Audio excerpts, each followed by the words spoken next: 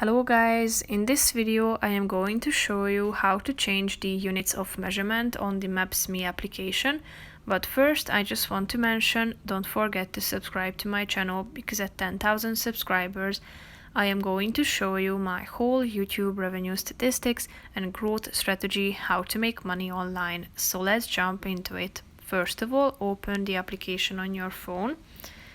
Now click on the More icon down below, which is the last option. Then click on the Settings section.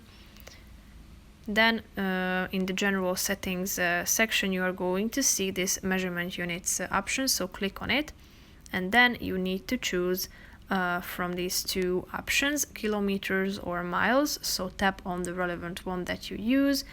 And if you go back, you are going to see that this function of the application has been changed. So as you can see, the estimated total distance between these two selected locations are indicated in your chosen unit of measurement. So that's pretty much it for this video. I hope you found it helpful. If you did, consider subscribing and see you in the next video. Bye bye.